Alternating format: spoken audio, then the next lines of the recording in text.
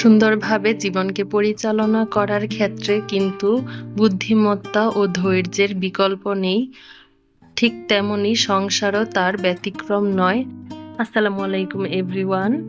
আমার চ্যানেলের নতুন আরো একটি ভিডিওতে আপনাদের সবাইকে ওয়েলকাম জানাচ্ছি।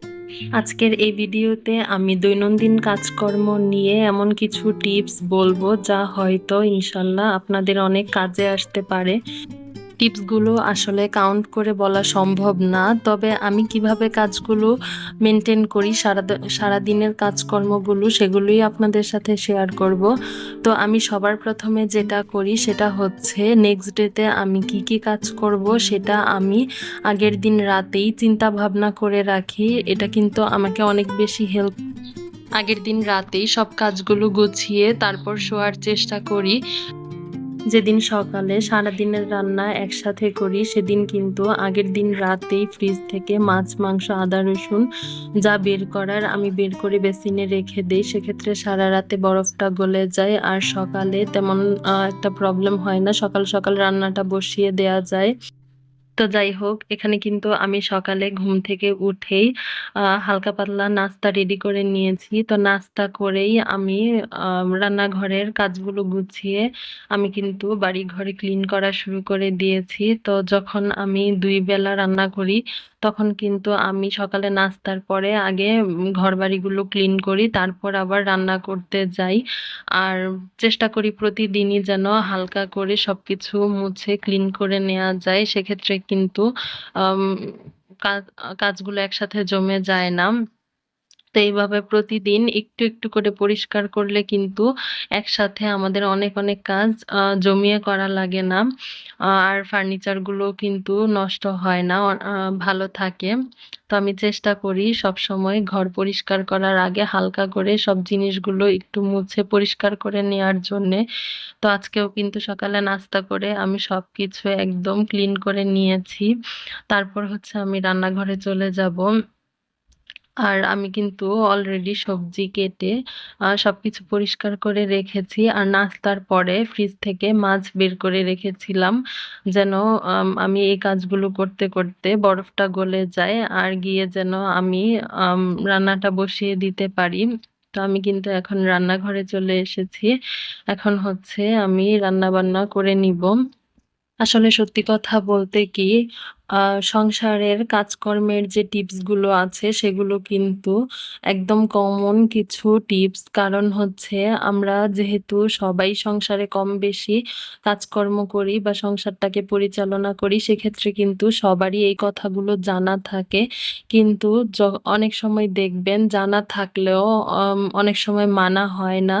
কিন্তু আরেকজনের মুখ থেকে শুনলে বা আরেকজনের কাজের ধরনটা দেখার পরে মনে হয় যে না আমিও এইভাবে করব।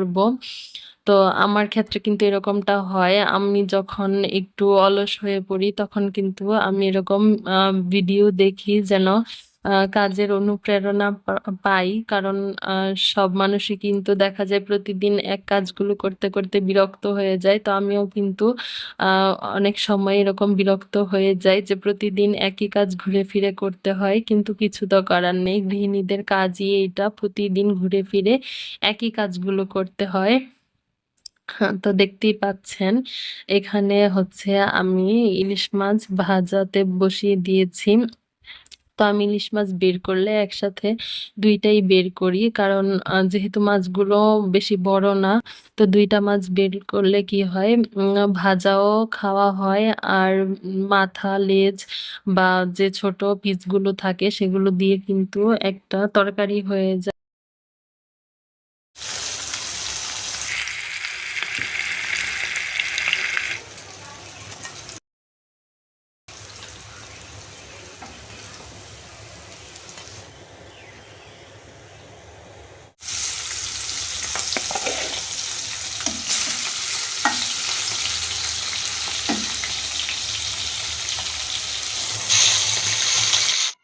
সকালে রান্নার পরে যখন ঘরবাড়িগুলো পরিষ্কার করে তারপর হচ্ছে রান্নাঘরে আসি রান্না করতে, তখন কিন্তু অনেক বেশি ফ্রেশ ফ্রেশ লাগে। কারণ যদি বাড়িঘর অগোছালো থাকে সেক্ষেত্রে কিন্তু কাজ করতে একটুও ভালো লাগে না। সবসময় মাথায় প্রেশার কাজ করে যে রান্না করে আবার এগুলো পরিষ্কার করতে হবে। তো আর আগে যদি কাজগুলো শেষ করে তারপর রান্নাঘরে আসি তখন কিন্তু একদম রিল্যাক্স মুডে রান্না করা যায়। মনটাও অনেক বেশি ফ্রেশ লাগে। তো এখানে আমার সবগুলো মাছ ভাজা হয়ে গিয়েছে। আর আমি হচ্ছে মাছের উপরে এই পিঁয়াজ আর কাঁচামরিচগুলো ভেজে তারপর দিয়ে দিব। এভাবে খেতে কিন্তু আমার অনেক বেশি ভালো লাগে। আর সত্যি কথা বলতে আমি আগে ইলিশ মাছ একদমই পছন্দ করতাম না। তো এখন আমার ছেলের অনেক বেশি পছন্দ। তাই আমি কষ্ট করে খাওয়া শিখছি। তো যাই হোক, এখানে কিন্তু আমি একটা রান্না করে ফেলেছি। আর আমি এখানে কিছু সবজি রান্না করব। তাই মসলাগুলোকে খুব ভালোভাবে কষিয়ে নিয়েছি। আর আমি এখানে কিছু কাঁকরোল, আলু দিয়ে দিয়েছি। এখন এগুলোকে কষিয়ে যখন একটু সিদ্ধ হয়ে যাবে তখন আমি এটার মধ্যে কিন্তু কিছু পুঁইশাক এড করে দিব। আর আমার সবসময় রান্নার সময় সবজির কালারটা যখন আ মানে একদম সবুজ, সবুজ থাকে তখন কিন্তু অনেক বেশি ভালো লাগে সবজিটা খেতে। তাই আমি চেষ্টা করি সবসময় সবজি রান্নার ক্ষেত্রে কালারটা যেন ঠিকঠাক থাকে সেভাবে রান্না করার জন্যে। তো এখানে আমি ঝোল দিয়ে মাছ দিয়ে তারপর হচ্ছে উপর দিয়ে পুঁইশাকগুলোকে ছড়িয়ে দিচ্ছি।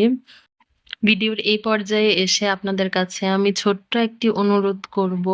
যারা এই পর্যন্ত আমার ভিডিওটি কন্টিনিউ করেছেন তারা প্লিজ আমার ভিডিওতে একটি লাইক করে দিবেন। আর আমার ভিডিওটি আপনাদের কাছে কেমন লেগেছে সেটা কমেন্ট করে আমাকে অবশ্যই জানাবেন।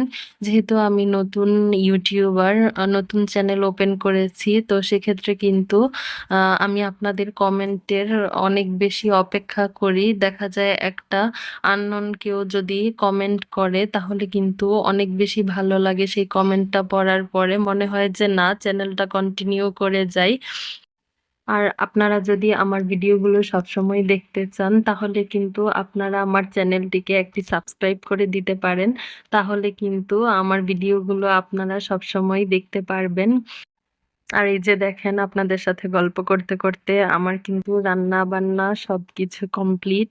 আর রান্না করার পাশাপাশি সবসময়ের মতো আমি আমার রান্নাঘরটাকে ক্লিন করে নিয়েছি। তো এখন আমি একটু বাইরে চলে যাচ্ছি। আমি কাপড়গুলো তুলবো।